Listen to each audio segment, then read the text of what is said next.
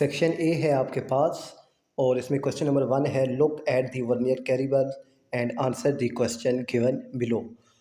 तो पहला इसका पार्ट है which part of the vernier caliper is use to measure internal diameter of the hollow cylinder. 0.5 marks का ये क्वेश्चन है। तो यहाँ पर आपके सामने जो फिगर है आप इसमें देखें ए और बी जो पार्ट हैं ये आउटर सरफेस मेजर के करने के लिए इस्तेमाल होता है और इनर सरफेस या इनर डायमीटर मेजर करने के लिए जो हमारे पास पार्ट होता है वो सी और डी यानी टॉप वाला पार्ट इस्तेमाल होता है। और ये जो सामने आपको पिन दिखाई दे रही है ये डेप्थ मेजर करने के लिए इस्तेमाल होती है। और वर्नियर कैलिपर होता क्या है कि ये स्मॉलेस्ट मेजरमेंट के लिए यानी 0.1 mm जो मेजरमेंट होती है वो भी हम इससे कर सकते हैं। और इसमें वर्नियर कैलिपर में दो हमारे पास स्केल होते हैं, एक होता है मूवेबल और एक होता है फिक्स्ड। जो फिक्स्ड है उसे हम कहते हैं मेन स्केल और जो मूवेबल होता है उसे हम कहते हैं वर्नियर कैलिपर स्केल। तो क्वेश्चन नंबर 1 का जो जवाब है वो सी और डी यानी जो टॉप वाले पार्ट्स हैं वो मेजर होते हैं इंटरनल डायमीटर मेजर करने के लिए। इसका पार्ट 2 है write down formula to find vernier constant of a vernier caliper. तो वर्नियर कांस्टेंट में मेजर करने के लिए हमारे पास जो फार्मूला होता है यानी लीस्ट काउंट वो होता है कि मेन स्केल की स्मॉलेस्ट डिवीजन जो हमारे पास होती है 1 mm और डिवाइडेड बाय वर्नियर कैलिपर की जो टोटल डिवीजन होती हैं वो होती हैं हमारे पास 10, 1/10। तो आपके पास लीस्ट काउंट आ जाएगा। पार्ट 3 है calculate the vernier constant of the vernier caliper.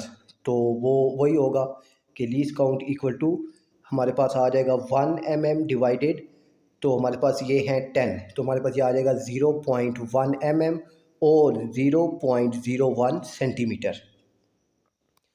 इसका पार्ट 4 है look at the vernier caliper shown in figure 2 and answer the following question.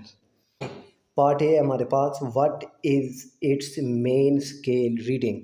यहाँ पर आप मेन स्केल अगर रीडिंग इसकी देखें तो मेन स्केल रीडिंग देखने के लिए आपने यहाँ पर ये ज़ीरो जो है वर्नियर स्केल का ज़ीरो से इस साइड पर जितनी पॉइंट्स होते हैं वो आपने काउंट करने होते हैं। तो यहाँ पर ये 10 इसमें है 10 इसमें है तो ये कितने हो गए 20 और आगे आपका काउंट करें 1 2 3 4 तो ये आपके पास 24 mm इसकी आ गई है आपके पास लेंथ। उसका पार्ट बी अगर आप देखें तो what is coinciding division of vernier scale. तो वो वर्नियर स्केल के साथ कौन सी लाइन कोइंसाइड कर रही है, तो यानी जो वैल्यू आती है आपके पास n वर्नियर स्केल की जो आपके पास आएगी रीडिंग। तो यहाँ पर आप अगर ये देखें तो ये जो लाइन है ये लाइन को इंसाइड कर रही है, ये भी है और ये वाली भी है। तो पहले ये हो रही है तो आप इसको देखेंगे तो ये देखें ये 5 है 6 7 और 8 जो आपके पास वर्नियर स्केल की रीडिंग आ गई है वो आ गई है 8। तो इस रीडिंग को आपने मल्टीप्लाई करना है इसके लीस्ट काउंट के साथ और वो है हमारे पास 0.1 mm। तो यहाँ पर आपने लिखनी है वैल्यू 8। पार्ट सी है write down the formula for finding length of cylinder. तो यहाँ पर ये जो हमारे पास सिलेंडर है इसकी लेंथ कैलकुलेट करनी है। तो एक्चुअल लेंथ जो हमारे पास आएगी उसका फार्मूला होता है हमारे पास main scale reading plus vernier scale reading multiply least count और माइनस ज़ीरो एरर। अब ज़ीरो एरर क्या होता है तो वो भी मैं आपको चले बता देता हूँ। यहाँ पर आप देखें तो जब ये मेन स्केल रीडिंग और वर्नियर स्केल रीडिंग दोनों के ज़ीरो आपस में बराबर हों तो ये होता है हमारे पास नो ज़ीरो एरर कि इसमें एरर नहीं है। और जब हमारे पास मेन स्केल की रीडिंग लेफ़्ट साइड पर आ जाए यानी लेफ़्ट साइड पर ज़्यादा हो और वर्नियर स्केल जो है वो राइट साइड पर हो उसका ज़ीरो, तो इसे हम लोग कहते हैं पॉजिटिव ज़ीरो एरर। और जब हमारे पास मेन स्केल का ज़ीरो राइट साइड पर हो और वर्नियर स्केल का लेफ़्ट साइड पर हो तो यहाँ पर जो एरर आता है वो आता है हमारे पास नेगेटिव ज़ीरो एरर, यानी ज़ीरो एरर दो होते हैं, एक पॉजिटिव होता है और एक नेगेटिव होता है। तो उम्मीद है कि आपको समझ आ गया होगा कि पॉजिटिव का कब होता है और नेगेटिव कब होता है। पार्ट डी है calculate length of the given cylinder. तो यहाँ पर हमारे पास जो फार्मूला है वो है actual length equal to main scale reading जो आई थी हमारे पास 24 mm प्लस में वर्नियर स्केल रीडिंग वो आई थी हमारे पास 8 मल्टीप्लाई लीस्ट काउंट यानी 0.1 mm माइनस ज़ीरो एरर। अब ज़ीरो एरर तो हमारे पास यहाँ पर गिवन नहीं है, तो हमारे पास जो इसकी लेंथ आ जाएगी वो, और जब एरर हमारे पास पॉजिटिव होगा तो एक्चुअल लेंथ में से माइनस होगा, और जब एरर नेगेटिव होगा तो एक्चुअल लेंथ में प्लस होगा। सेक्शन बी है हमारे पास, a mother and child are at opposite ends of a playground seesaw. The mother weight 690 Newton and the child weight 140 Newton. The mother sits 0.3 metre from the pivot. तो ये pivot है और जो mother है उसका distance इससे 0.3 metre है और चाइल्ड का डिस्टेंस हमारे पास नहीं है। तो ये डायग्राम भी गिवन है। तो अब देखते हैं इसके मुताबिक हमारे पास सवाल कौन कौन से गिवन है। तो सबसे पहले हमसे वो ये पूछ रहा है कि क्लॉक वाइज फोर्स चाइल्ड या एफ की कितनी फोर्स आ रही है क्लॉक वाइज। तो अब क्लॉक वाइज जो उसकी फोर्स आ रही है, अगर आप घड़ी को देखें तो यहाँ पर 12 है, तो क्लॉक वाइज इस साइड पर मूव होता है। तो आप अगर इसकी फोर्स को देखें चाइल्ड की फोर्स को, तो वो हमारे पास कितनी आ रही है, 140 न्यूटन ही आ रही है।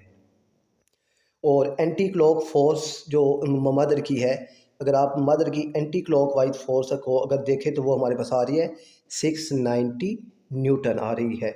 और हमारे पास जो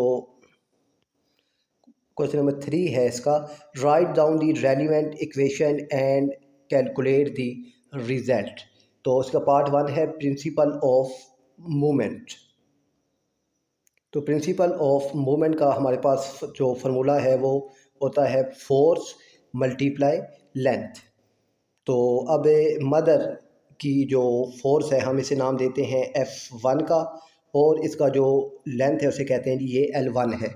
और चाइल्ड की फोर्स को हम नाम देते हैं F2 का, और इसका L2 हमारे पास नहीं है। तो यहाँ से हमने ये कैलकुलेट करना होगा। तो अब हमारे पास जो अब ये है कि एंटी क्लॉकवाइज और क्लॉकवाइज दोनों आपस में इक्वल होते हैं। तो यहाँ का जो मोमेंटम है तो F1 मल्टीप्लाई L1 इक्वल होगा हमारे पास F2 मल्टीप्लाई L2 के। तो यहाँ पर अब ये है कि हमने मालूम करना है F2, तो ये ये L2 में मालूम करना है, तो ये F2 यहाँ पर आकर इसके नीचे हो जाएगा डिवाइड। तो आपके पास F1 भी है और आपके और L1 भी है, यानी 0.3 690 मल्टीप्लाई 0.3 हो जाएगा डिवाइडेड बाय 140। तो आपके पास L2 की लेंथ आ जाएगी यहाँ पर। पार्ट बी हमारे पास calculate the clock wise movement due to the child. तो चाइल्ड का क्लॉक वाइज मूवमेंट हमने मालूम करना है, तो वही मूवमेंट का फार्मूला F मल्टीप्लाई L। तो अब यहाँ से इस पार्ट 1 में हमने L2 मालूम कर लिया था। अब उस L2 को 140 के साथ हमने मल्टीप्लाई करना है, तो हमारे पास पार्ट बी का जवाब आ जाएगा। सी है calculate the anti clock wise movement due to the mother. तो वो वही है कि 690 मल्टीप्लाई 0.3। तो आपके पास का आंसर आ जाएगा और दोनों आपस में इक्वल होंगे। और ये भी याद रखिएगा कि क्लॉक वाइज मूवमेंट हमारे पास नेगेटिव होता है और एंटी क्लॉक वाइज मूवमेंट हमारे पास पॉजिटिव होता है।